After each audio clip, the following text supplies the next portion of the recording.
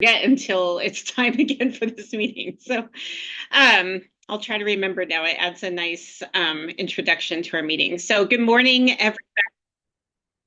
It's great to see everybody this morning. We wanted to start with any board member updates. Does anybody have any updates? I don't think we do. And board related announcements. I believe we have an announcement from Rodney, but I don't know if I saw him in the chat box put he will be right back. So Deanna, do you want to announce the attendance conference? Yes, we have also this cute little slide for you. So, and when Rodney gets back, I'll certainly ask him to fill in. United Way was the sponsor, I believe, of the attendance conference. But I just wanted to let you all know that the ABC staff were there and that there was a study that was released in August by the Learning Policy Institute that showed a straight line to the implementation of the community school strategy and a reduction in chronic absenteeism. And in the study, they had several case studies and examples, right? But they were all from California because that's where Learning Policy Institute is located. So what we did in these 8 little cards that you see here is we went and dug through our own data and made our own case studies from local schools here in New Mexico. And so you can see we have Los Farias, Chaparral, Albuquerque High, East San Jose. I think Deanna froze. Did she Del freeze? Norte. There she is. Okay. Sorry, you froze, but you're back. But she froze again. Does everybody else see her frozen? Brian, do you? Yes. Yep. Okay. Yep. Here she comes back on. Yeah. Del Norte, Hodgin, Truman Middle School, McKinley. Oh, here comes Rodney too. Before we go back, okay. I saw Commissioner Olivas's hand raised. Did you have something before we continue, Commissioner?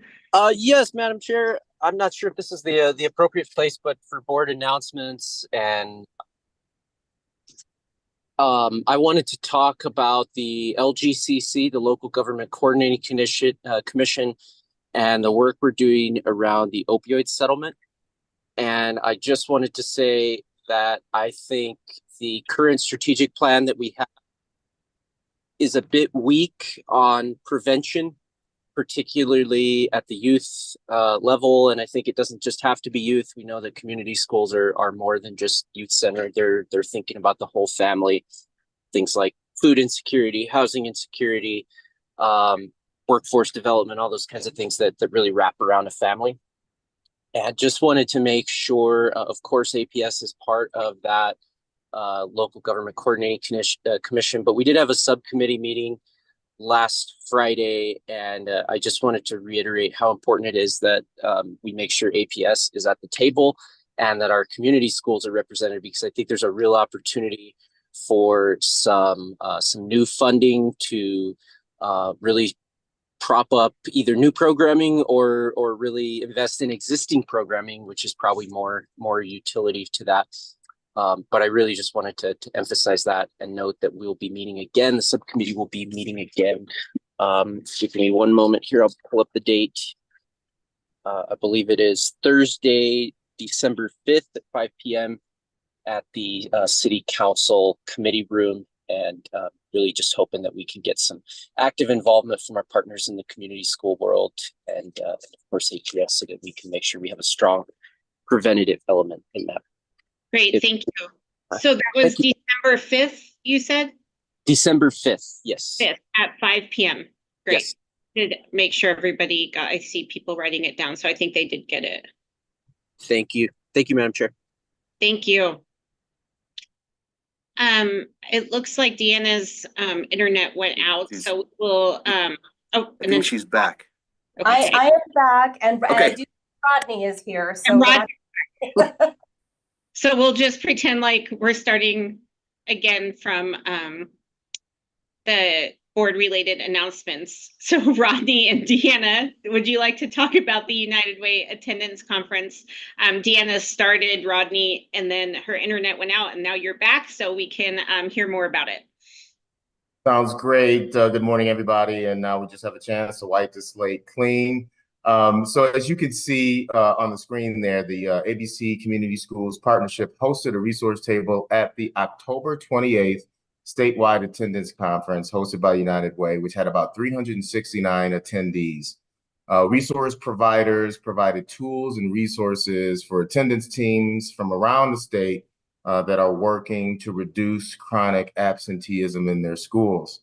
The resource table offered information on how community schools can reduce absenteeism, as well as case studies from 8 community schools. The attendance team support group, which is facilitated by United Way, is made up of representatives from APS, New Mexico PED, NMPTA, school-based health centers, and others, and also includes Nikki Baum, who is a community school coordinator for Marie Hughes Elementary School, and Jessica Ward, Rio Grande High School Community School Coordinator. The group plans conferences and other activities that support school-based attendance teams from around New Mexico as they work to increase attendance. And on behalf of United Way and the community, I want to thank ABC Community Schools for its partnership and its support as we continue to move forward to help provide the best experiences for our children. So thank you. Great, thank you, Rodney, that's great. And then those are the little cards up there too. Great, thank you. Deanna, do you have Our little anything? case studies.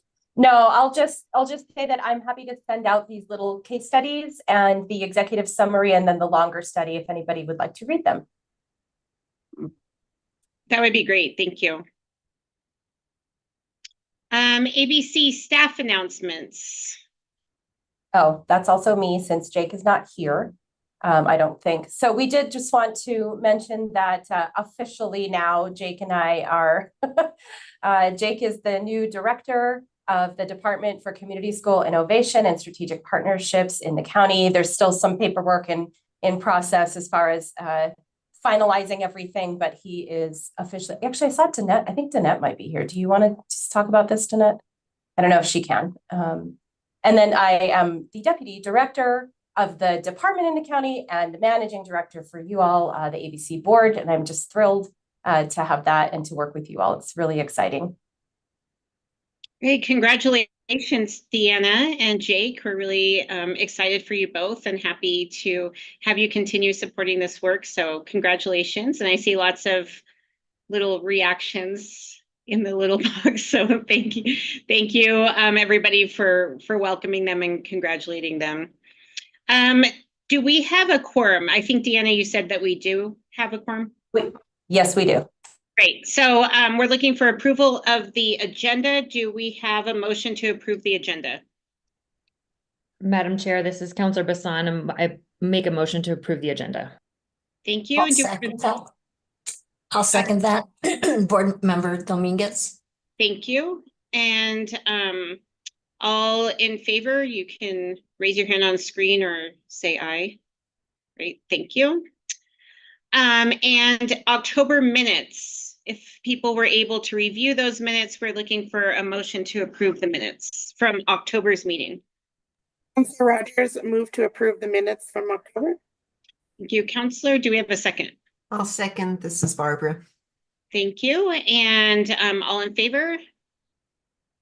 Some sort of motion of great. Thank you, everybody. And on to new business and voting the first. I don't think we have anything for that. So we're going to go ahead and move to our community school essentials for this month. Key practices in action. We're really excited to today talk about what happened last month with the visit that we had from Hawaii and Alaska. So I would like to introduce you all to Krista Rowland, who is on with us. She is the Western Regional Director for the Coalition for Community Schools and the Institute for Educational Leadership. And Krista, if you can kind of walk us through what happened October 21st to 23rd. Yeah, I'd love to. Can you all hear me okay? Yes, we can. Okay, thanks so much. Thanks for welcoming me into your space to share a little bit about how impactful this visit was for us. So we had a group of folks from Hawaii and Alaska who are fairly new to community schools who really were looking for an in-depth site visit, something where they could really experience different levels of school from elementary to high school, to really experience a system and what it looked like to have a strong system of support for community schools on the ground, and to see a system that was a little bit farther on in the journey than they are themselves. And so we chose Albuquerque because of those things. We know y'all have a really strong system of support, some really amazing community schools that are achieving some great impact. And one of the specific things we were looking for in site visits, given the context of Hawaii and Alaska, was a place that had some really great cultural integration into community schools. So that idea of like the appreciation for language and culture and the integration into the school day and to out of school time activities. So that's one of the reasons that we ended up in Albuquerque. So this visit ended up being, we thought we were going to have maybe up to 50 folks, and we didn't really think we were going to get there, but we ended up with about 75 folks coming to visit y'all in Albuquerque. And those were folks again from Alaska and from Hawaii, variety of roles from coordinators, community school coordinators, to principals, to teachers, to district level admin, to state level admin, and community partners as well. The visit was just phenomenal. I can't overstate that enough. We got some feedback back from those folks who participated, and I know Deanna has access to that if y'all want to see some of the results. But folks were just really impressed with what they saw and really inspired by what they saw. I really appreciated the kind of level of time that was put into these visits from Deanna and Brian with APS and Jake, and also at the district level, we had the collaboration of Phil Farson, who Brian Garcia helped us set up with to get some additional visits to some of the immersion preschools and immersion programs in the district, which was really powerful for folks. So the ABC team was critical in making this a success. Our folks really enjoyed getting to dive into each community school and really getting a deep level view. Coordinators like Kelly did a really amazing job of coordinating these visits to these community schools. Sean and Mark Armijo did a wonderful job as well of accommodating us, and we got to see just some really amazing examples of high impact community school strategies, and to really see the integration of the framework and the intentionality behind the use of the transformation guide to really make sure that this wasn't random acts of programming, but rather each school was doing some really intentional things. This was a really impactful visit for all those folks, and from the results of what we got back, really has changed the mindsets about community schools. Hawaii had some folks that were kind of, this was sort of gifted to them as an administrator, and some of them didn't so much see it as a gift. And so this was really a chance to expand some of their mindsets about what's possible with community schools. And we really have seen a shift in those mindsets, which was really critical, and really an appreciation for the system level support that's needed to make this really strong, which you guys all have in the ABC partnership. So just want to thank all of those that were a part of that visit, a part of coordinating that. I want to thank Deanna immensely for helping make that a success, and Brian as well. And just really grateful that you all allowed us to be guests in your space.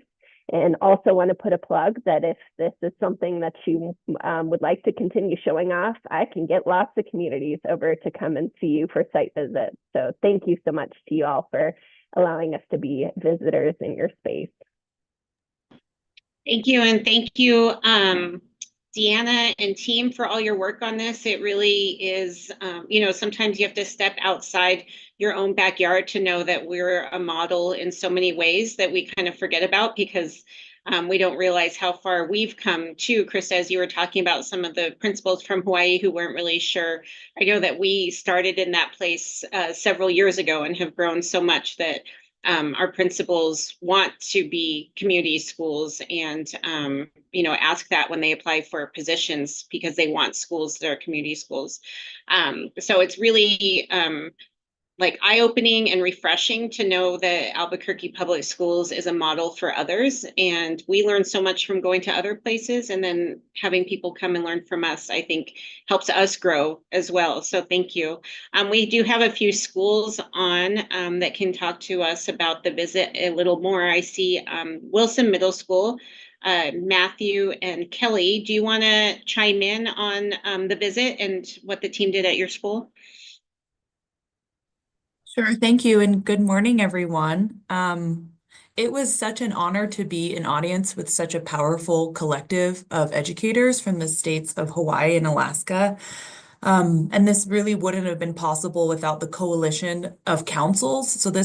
We were highlighted for a variety of reasons, but also we have a coalition between Whittier and Wilson. So two community school councils are represented. And really the biggest takeaway for myself in hosting is we really throw the term around that community schools are an equity strategy, but how? And two ways that I felt like this was really obvious with Albuquerque and the ABC team that was highlighted with this visit is like the transformation guide is essentially the methodology for the theory of action. And it really is a step-by-step research process. And within our coalition of councils, when we analyze data, our councils are the data. And that's because they're community participatory methods. So when we bring the data to our councils, you have that representation and that self-reflection within the community. And that's how it's an equity strategy, is because the community is analyzing their own data and they're making initiatives based on themselves. And then essentially like what we did, we highlighted our Safe Routes to School program and how we engaged our entire community in a solution. And that's because we have a shared need in the international district to create a culture of safety, belonging, and care. And we were able to do that with the shared goals of those around us, like with our alleyway activation with Bernalillo County and the city of Albuquerque, and our walking school bus partnerships with neighborhood associations. And so again, just this equity strategy of our community members are the data. So I'll pause there and hand it over to Matthew Burrows if he has to add anything else. So thank you. Thank you, Kelly. Good morning, everyone. The experience was very eye-opening. Being able to talk to principals from from Hawaii and Alaska and hearing their struggles, but then showing off what we were able to do. And I think the biggest takeaway I got from that is when we're doing a little Q&A at the end, the transformational guide is so important, and following it and having the right person at the right school. And so I have to applaud Kelly, because Kelly has been instrumental. I can shoot out a vision, Kelly makes it happen. And so we got to talk about that relationship where me and Kelly, like, for example, I'm a little short-staffed right now, right? And so Kelly and I have our stand-in 7:00 meeting. Today, she has done bus duty with me. She has walked the courtyard with me, all to make that meeting happen. And even after announcements. And so I got to share that, finding the right person for the right job and getting to share that experience, and and the community school council that we have is just amazing, right? So we got to share that journey, and Kelly's been with me just over a year right now, and we have done so much in a year because we're both determined to make our community a better place. And it just feels good. So we got to share our highlights. So, and I'm going to leave it there. Thank you, Matthew and Kelly. That's really inspiring. I know Wilson, even though I'm not partial, Wilson is one of my favorite schools. So it's great hearing you all in the work that you're doing. So thank you for sharing, and thank you for sharing with our visitors as well. We also have Mark Armijo Charter School on. Sean and Rios, do you have anything you'd like to add? Yes, good morning, Superintendent Blakey and board.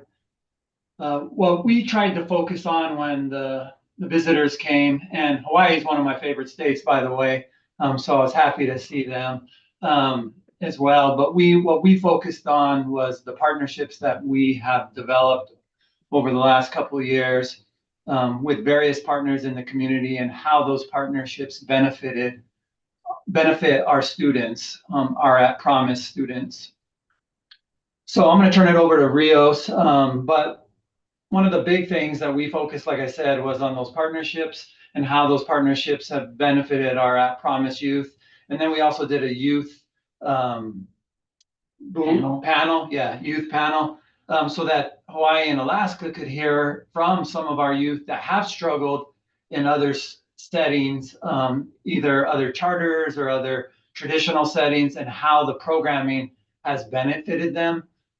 Initially, our visit was going to be with a school that was very similar to ours that worked with at Promise Youth.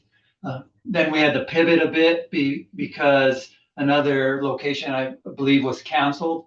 So we weren't initially expecting 75 individuals here at our small school, but we were able to pivot, get it done, and now I'm going to turn it over to Rios. Yeah, thank you, Superintendent Blakey and the ABC board for having us. So I think one thing in terms of the community school strategy, we talk about every school really does it differently. And being a school that often doesn't have a large traditional four-year cohort, we have a lot of students on credit recovery due to their lived experiences and intersectional barriers they face. We've had to be very strategic about our partnerships. So a lot of our partnerships operate in the classroom and are aligning with the standards and curriculum of the teachers. Our out of school time is often during lunch, since a lot of our students work after school or have to fulfill family obligations. So I really wanted to highlight how the community school strategy is done at a Title I school in the South Valley, and specifically a charter school like ours. So I would say my big takeaway was just really sharing how we do things differently and have to be a little bit more creative and innovative. So I think that was such a fruitful experience, and to speak one-on-one with the guests from Hawaii and Alaska and share about how we do those things specifically was really amazing. I also want to highlight the fact that we worked in collaboration with the Terem Gallegos, formerly known as Alamosa Community Center. So we showed them one of the spaces that we use in partnership with them, and we hosted them in that space. And I thought it also gave them a little bit of almost like an asset map experience of what being at Mark Miho is like. So I really also wanted to just highlight the fact that we were doing some community partner work just by having the Alaska and Hawaii visitors in our space. So yeah, that's all I want to add. Thank you. Thank you, Sean and Rios. Deanna, sorry, I saw that you put in a note from Los Padillas. I did, and actually, I believe the coordinator might be joining us here. Are you here, Angel? Yeah, Okay. Madam Chair or Dr. Blakey and Deanna, I wanted to let you know Angel's mic is not working, so he's working on that a little bit. So we can either move on and see if I got it working. there he Mr. is. Brian. Thank you. Yeah. Thank you, Madam Chair. I had to step outside. I think it may have been the connection where I'm at here in Santa Fe. But good morning to everybody. My name is Angel Ronquillo, and I'm the community school coordinator. And so we were also not expecting that many people, but we had a beautiful experience, and some souls were touched on both ends. Do you have any questions for me? I really would like to answer questions specifically if possible. We can turn it over. Was that is there anybody else on from the schools? If not, we can turn it over to the board if you have any questions for any of the principals and community school coordinators. We do have the community school coordinator from Del Norte here. Oh, we do? Alicia. Yes. Awesome. We were the first stop. My name is Alicia Wimpy from Del Norte.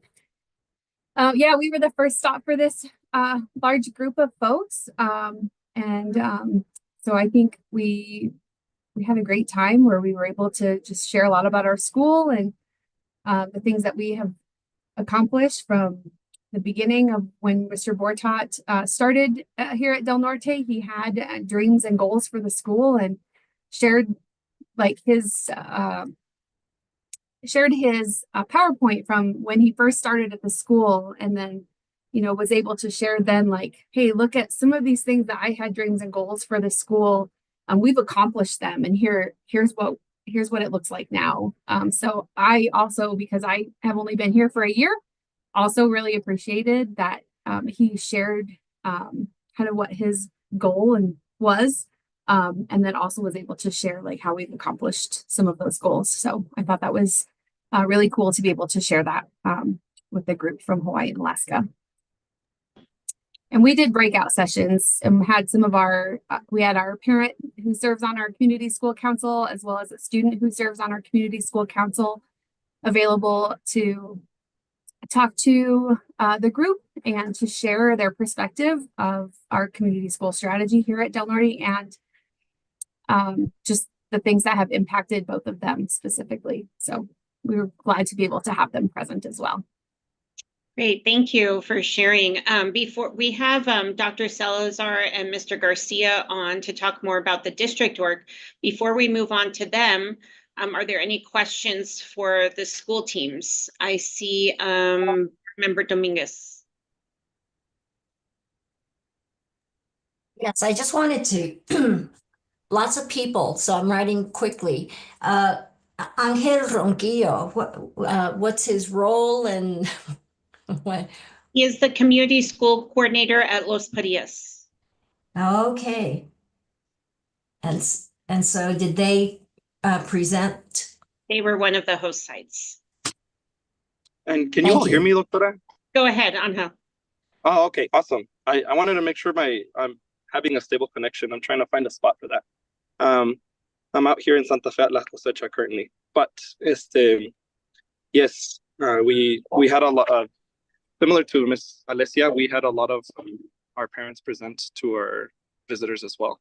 And I'm happy to answer any questions specifically. Unfortunately, our principal had to get back to campus because we were short on staff, but I'm here to answer. So the principal did send a message, and I put it in the chat. She said, I did want to share that the visit was an incredible experience and opportunity to reflect on our work as a school, as a team, and good reminder of why we are a community school. It also allowed us to learn from our visitors about their work, their communities, and their culture, something we were not expecting. Overall, it was a beautiful exchange of community conversations, and we are thankful for the opportunity to have hosted the group. I do want to also just mention that as somebody alluded to the fact that we had a last minute adjustment to our agenda. And so we pulled Chaparral, principal tutor, and the community school coordinator, Val Hazelbaker, at the very last minute to come in and talk to the visitors as well about their excellent work. And then we also, let's see, I think that was all so we had a lot of, it was an amazing experience as a team to pull together. And I think it would be great to hear from the district perspective as well.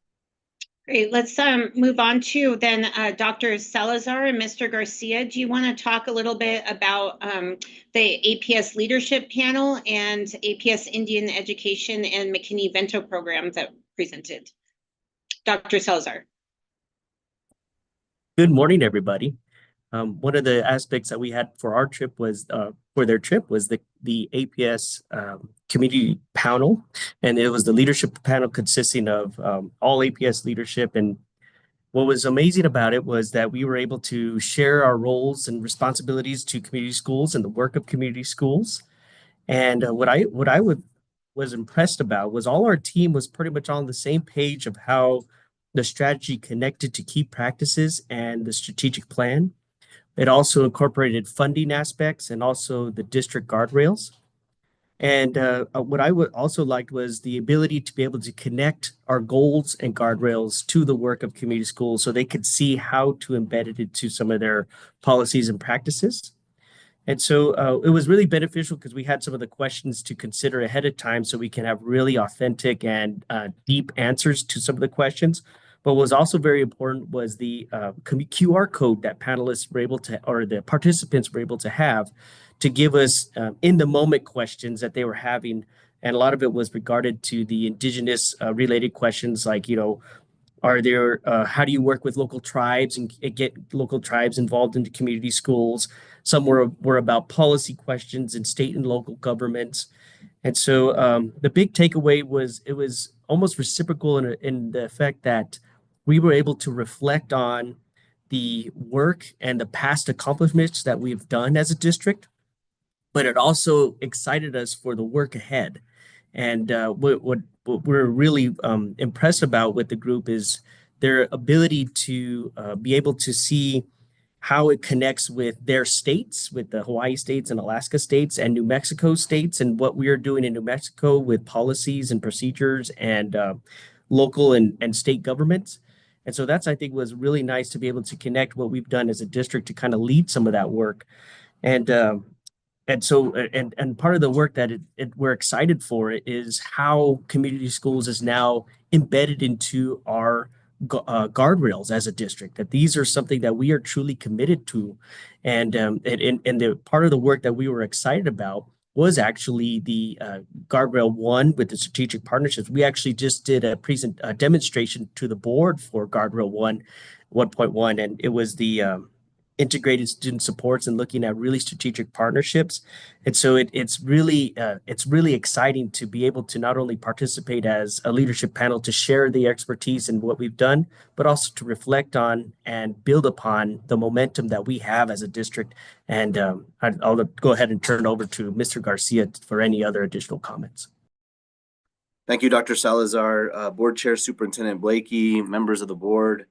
Thank you so much for this opportunity. As I hear the discussion develop, really thinking about how powerful this visit was in being so well-rounded, in being multifaceted. And so the two aspects that I wanted to cover this morning really speak to that, in the sense that we had some really powerful school presentations. We had a really wonderful panel of district leadership perspective.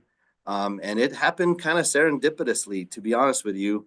And so I definitely want to thank our Indian Education Executive Director, Mr. Phil Farson, his entire staff, for really being agile, in the sense that I called him on a couple of days before the group arrived to see if he could help us in a little situation we had going.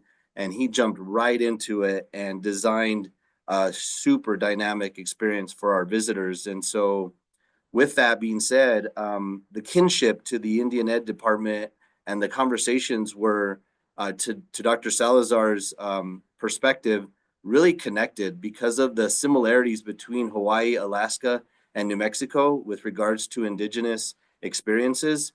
They really bonded, and a lot of things resonated around the concepts of language revitalization, cultural competence and leadership, and culturally sustaining pedagogy that really came through in reference to all of the key practices with rigorous community connected classroom instruction and collaborative leadership, shared power and voice.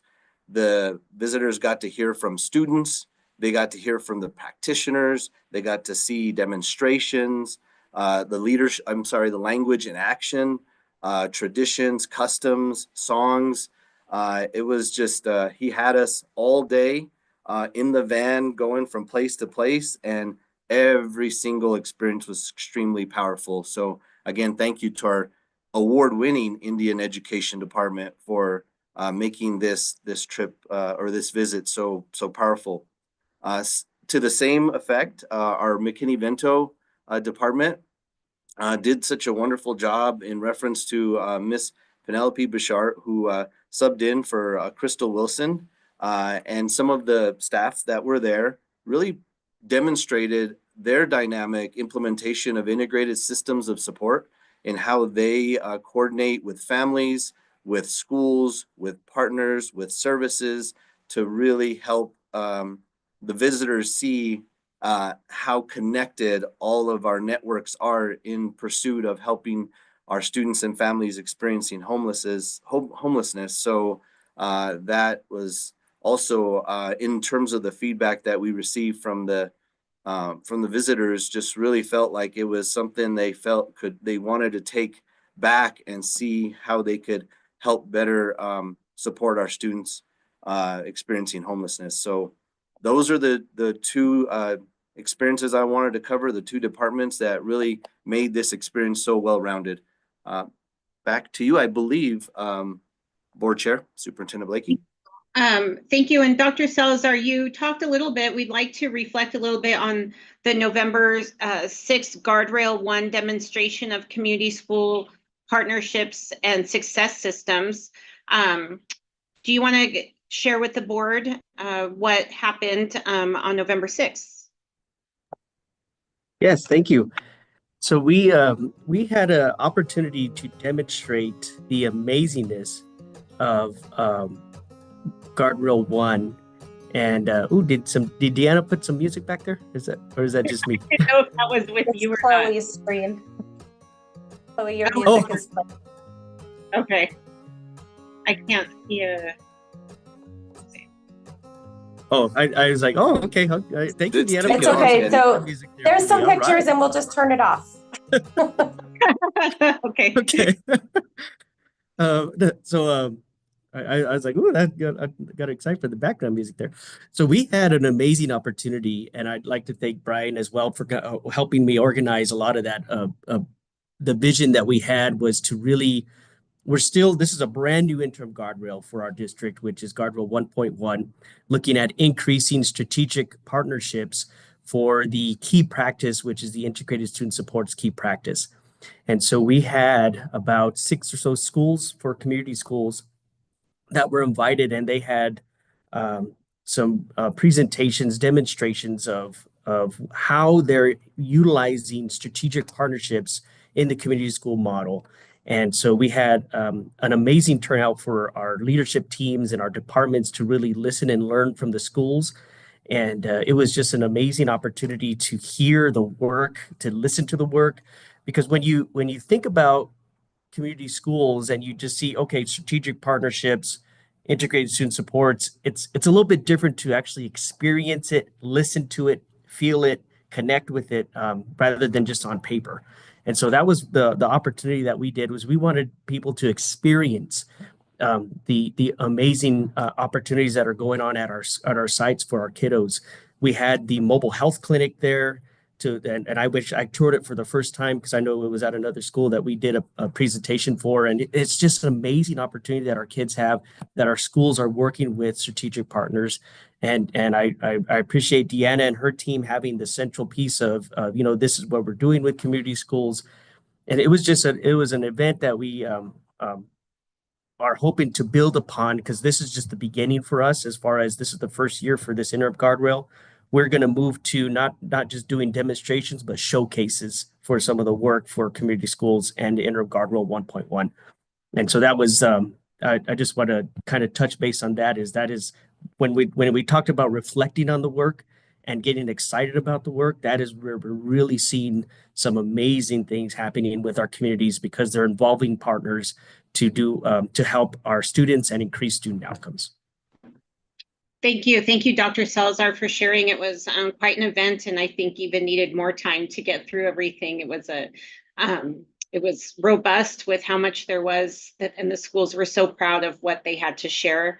And also sharing, I think we talked about the board meeting last week, was the the mobile health clinic. And so being able to share that, I think, was also really neat for the community as well. So thank you for all of your work on it and connecting it to the work of the schools. I think there was even a student from Inez Elementary School who could explain everything and that's when you really see the work coming together, is even if a 5th grader is able to articulate the work of integrated systems and support and how it's impacting them at school. That was pretty impressive. So although when he was finished presenting to me, he turned to his mom and said, "Was that the last one I had to do?" So it was really cute.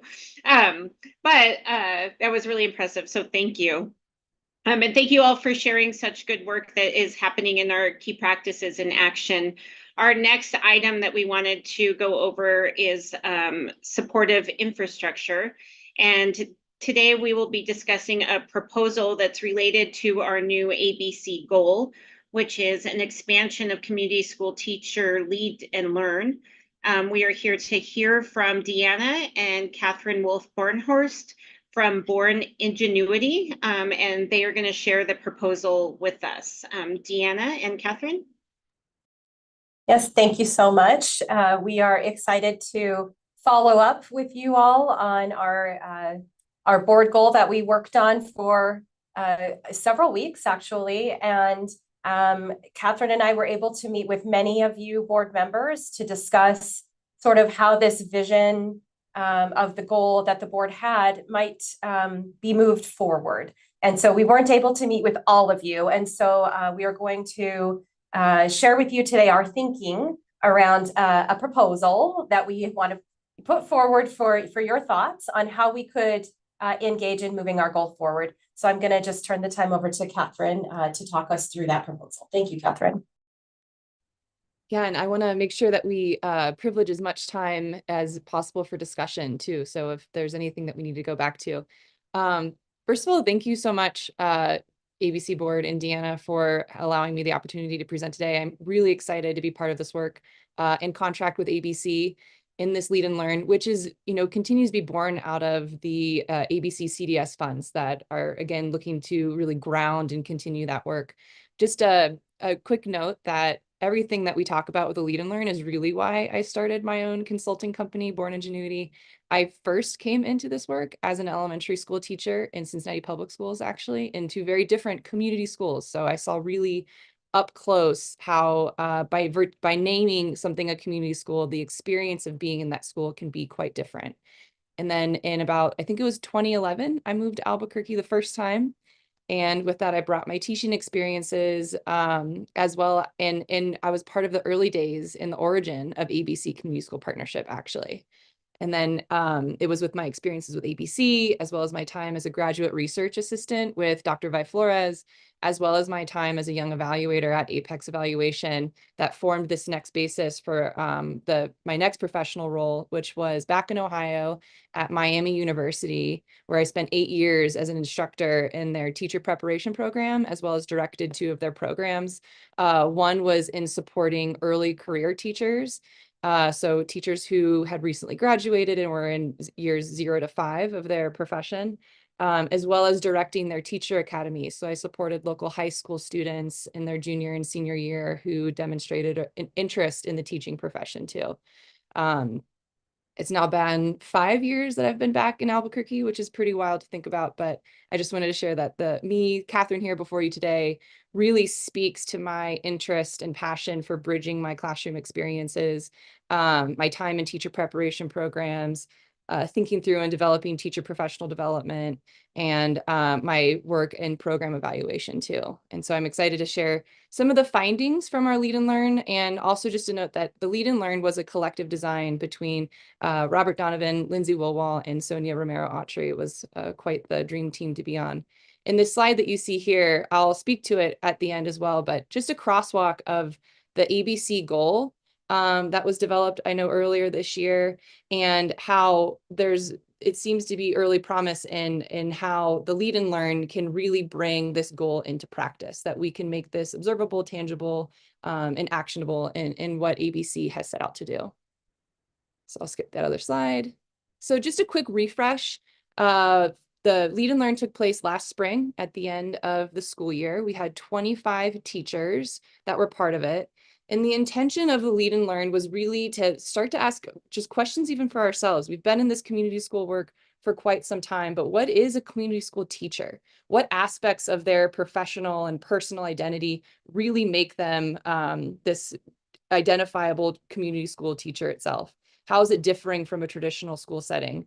And then we grounded most of the Lead and Learn, we grounded the Lead and Learn really in a lot of the work from the Community Schools Forward, where we're thinking about how does the role of a community school teacher, again, contribute to the vision of all students flourishing and thriving community schools.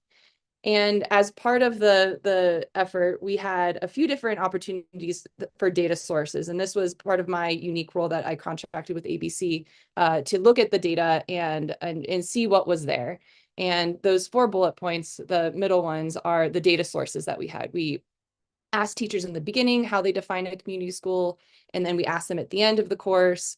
We had artist statements that spoke to what we called their artful representation, which is how they are making a visual and artful visual of their lessons and what they learned. And then they had an artist statement that spoke to that. We had a really powerful end of course dialogue circle that we transcribed and then looked for themes. And then we had our weekly responses on Google Classroom, as well as responses during our time together. And the thematic review really was twofold. One is, what did we learn as the designers of the Lean and Learn? And also, how can we continue to support this development? If we continue this work, how are we thinking about this portrait of a community school teacher, which we know can be local at the school site, but also as a collective here, how are we defining and thinking about the skills and dispositions and the identity of what a community school teacher is, or who a community school teacher is? And so here's these initial findings, and draft is up at the title because we have not yet had the opportunity to take these findings back to teachers for their validation and affirmation that this speaks to their experiences. The snow day derailed that a little bit, but we do have a next meeting on the books. And this is what we found, again, across all of the data and the experiences. And the numbered ones are the theme, and then the bullet point is what's speaking to this portrait of a community school teacher. It's this professional disposition. And across all of it, the primary finding was this evolving understanding of professional learning opportunities and collaboration. There was a remarkable shift toward how teachers are really recognizing this importance of networking and collaborating with teachers from other schools. There was a lot of, they spoke to how they've broadened their perspectives, and they really saw this value of sharing their ideas, discussing their challenges. This was a really honest and pretty palpable space of what they're talking about and bringing to the table as teachers. And they're really exploring these new approaches beyond what they see in their immediate environment. A lot of inspiration was there. And so we see that kind of this early disposition is that community school teachers have a true commitment to professional collaboration. They don't see themselves as these isolated units in their schools, that they're really, they're endeavoring together with teachers across the district. They also talked a lot about their personal and professional growth. That personal part was really interrogated by a lot of the readings and a lot of the prompts, where we asked teachers to think about their own witnessing, the way that they see their own students, the way that they see community. What does that mean for them? And so they've really deepened their empathetic response to students and their families, in not a way that is deficit minded or makes quote unquote excuses for. It really is to see themselves as one. And to kind of flatten that perspective of who they are as teachers in communities. And we talked about this as bearing witness, that there's this personal transformation among educators who really do have this commitment to leaning into a more deeper, more empathetic understanding of their students, their context, and their experiences. And what do their experiences personally mean in that space? The third one was always great to see. They had a pretty targeted testament to the potential of the community school strategy. It was very affirming that they see this as holding promise to support the academic and non-academic needs of their students. And it was really through the engagement in these course materials that they started to define what a community school teacher is.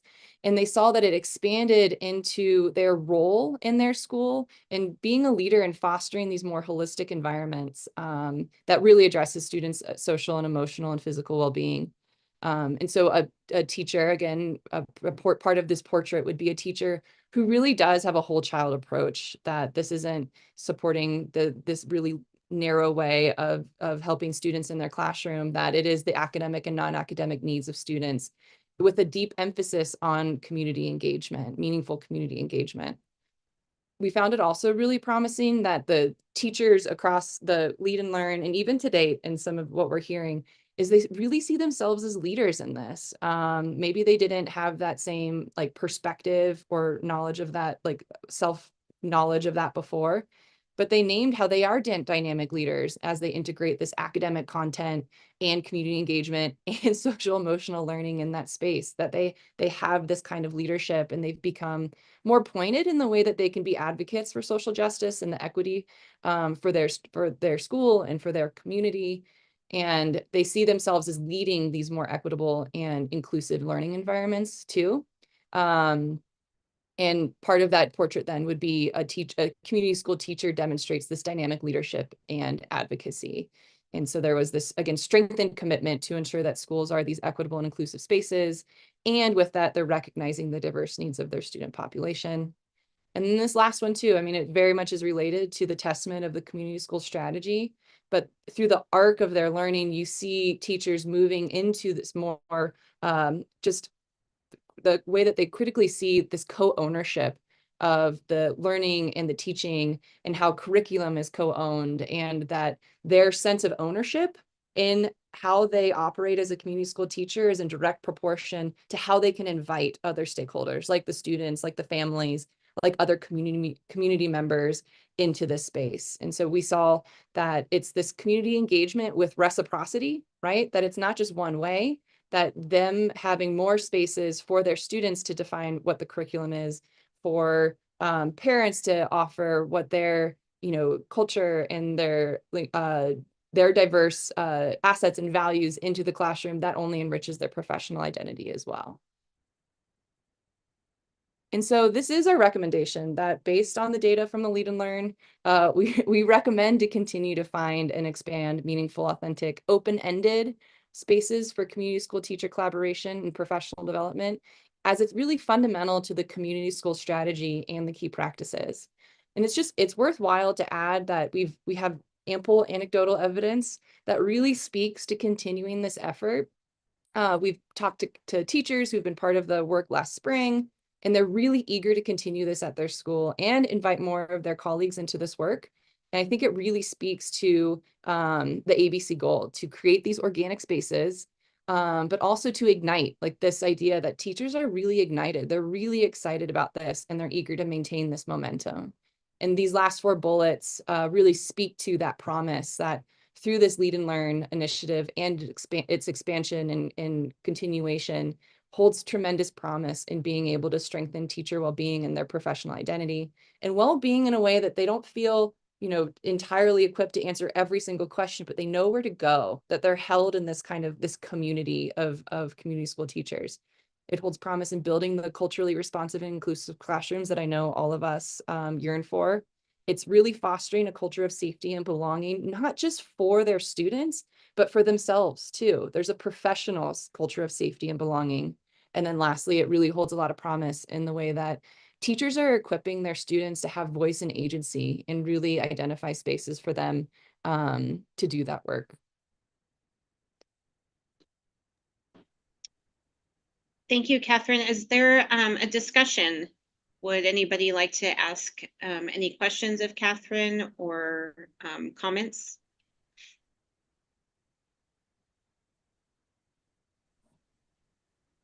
Can't find my hand. Sorry, I couldn't find where I could see the hands. Board Member Dominguez, we'll start with you. Yeah, I just like to weigh in. My head is spinning as I hear about this report. I think my favorite concept in this Lead and Learn is the key practice of rigorous community connected classroom. And it links back to Kelly's presentation on the community analyzing their own data. For me, it also connects back to the Christine Sleater report that was she was a key witness in the Martinez and Yazzie lawsuits. And what she identified was precisely this. I mean, she talked about multicultural education. I think without using, it's unfortunate, multiculturalism, has become a buzzword, and sometimes you don't know if that's positive or negative in our climate. But I think if we couch it within the practice of rigorous community connected classroom, you get the same thing. You're uplifting the assets of that community. And the minute you start recognizing kids and their families, or the minute they recognize themselves in that curriculum, you create a welcoming place, a place of belonging, which is what, you know, our community schools are developing. And inevitably you'll impact chronic absenteeism. But I think more significantly, it gives ownership to the potential to give ownership to the community to take charge, right? And to meet whatever challenge is going to confront them, confront all of us, is where I see the philosophy behind Lead and Learn, this teaching and learning and teaching, that reciprocal relationship, and in a very supportive environment. I mean, I find it a very exciting model, and I'll end there. Thank you. Dr. Bernstein. Thanks. I finally figured out how to raise my hand. Now I have to figure out how to lower it. So I want to echo what Board Member Dominguez just said. It's so important that we keep making these connections. And more than the teachers connecting with each other, this idea that the community school strategies connect with everything else that the district is focusing on right now, and how important it is that this work is not done in silos. The connection to pedagogy, you know, to get past this idea that being in a community school is about wraparound services. It's really about transformation. It's really about transformation of the whole community as it connects with the school, and the people in the school as they connect with the students and appropriate learning, and with the district and your goals and guardrails, in particular goal 4. These teachers getting together is so important to make these connections purposeful and actionable. I was talking with Kenny in the group we're working with on restorative practices, and we were talking about this idea of culturally responsive, culturally respectful classrooms as it relates to the work we're doing in restorative approaches. And it's so important these connections are made, because if we're going to use restorative approaches and I only want to restore you to reflect my culture, then it's not restorative. I don't need to restore you to be me. I need you to be your best self. And there's no other place, especially in our elementary schools, for these conversations to take place, because we are so full. Elementary school teachers have no time to have these important conversations within their very packed school days. So I just want to resoundingly support this idea. Thank you, Dr. Bernstein. Dean Goodrich. Thank you. I'd like to echo what our previous two panelists were sharing, but then also expand based around science. We know that we're currently facing a huge teacher shortage, not just here in New Mexico, but across the nation. And a number of the findings in this study actually are directly tied to how we retain teachers and increase their professionalism in schools. And so, you know, it's really heartwarming to see a number of those findings and see how we can continue to build that, but also how we might be able to retain the folks that we want to retain, within our schools to really support our students and families. I also think there's, from a more egocentric side, great opportunities for collaboration with the university to maybe have pair and share, the shared learning between both the folks in the schools as well as us at the university to think about, so what is working, how might this influence our academic programs and our future teacher training to support this work to really be national leaders here in New Mexico. And we are in some ways a lab around educational innovation when we think about residencies and some of these other things. As well as think about how we can influence scholarship, I think, moving forward. And so I'm resoundingly in support of this. Great, thank you. Thank you so much. Ms. Peterson. Thank you.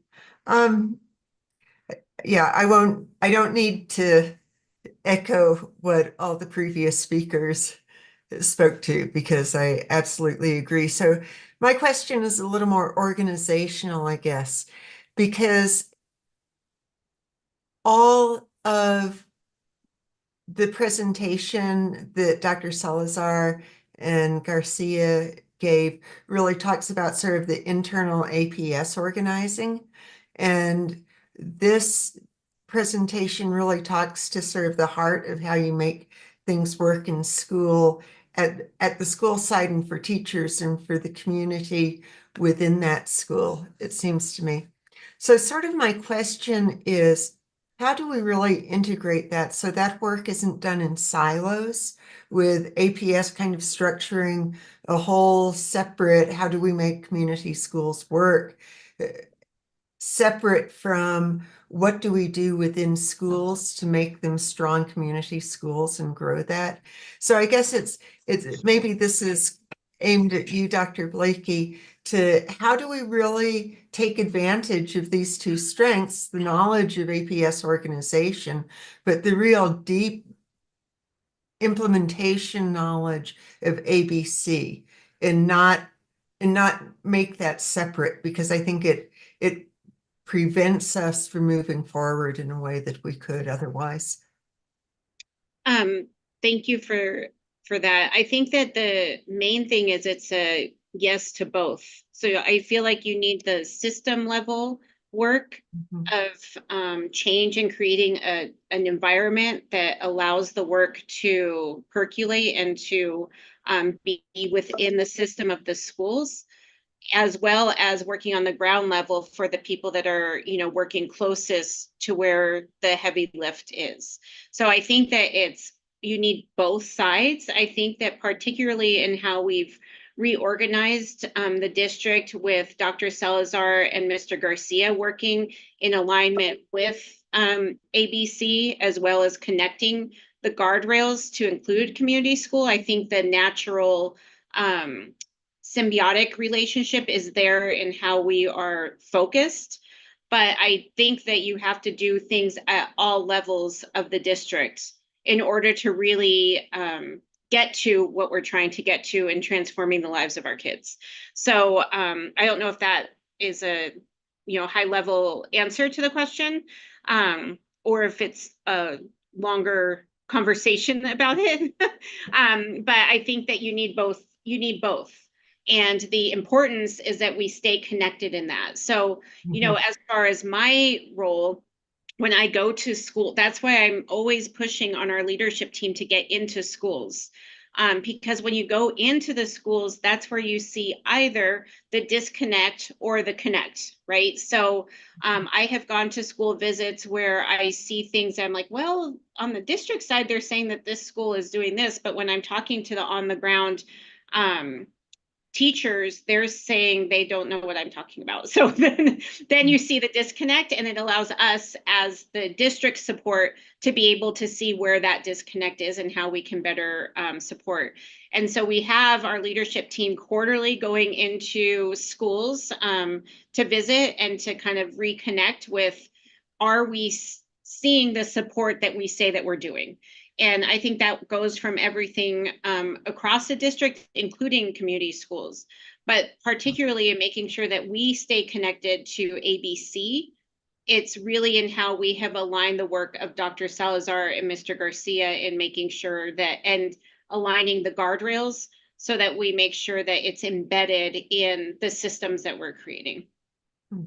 That really does help. I mean, I think the real key to what you said is making sure that both parties are at the table, that the work moves forward really jointly, so that the expertise and knowledge really does get integrated. And if it gets done as silos, then it's always going to be superficial how it matches. So that is really helpful. I mean, I'll just go back to my mantra when I was on the board about goal 4 and the guardrails. The essential practices of the community schools are the way we can implement that.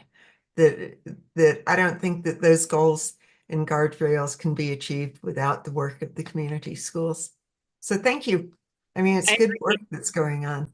Thank you. And I agree. And that's why we changed the interim guardrails and the interim goals, because we saw that disconnect and we saw that we weren't aligned. And so being able to come in and realign those interims has, I think, really helped in solidifying that relationship. I think my suggestion in what we've just learned about is that we continue to plan this work that Catherine presented today, and perhaps have a small advisory committee that would like to dig into it a little more and continue to plan.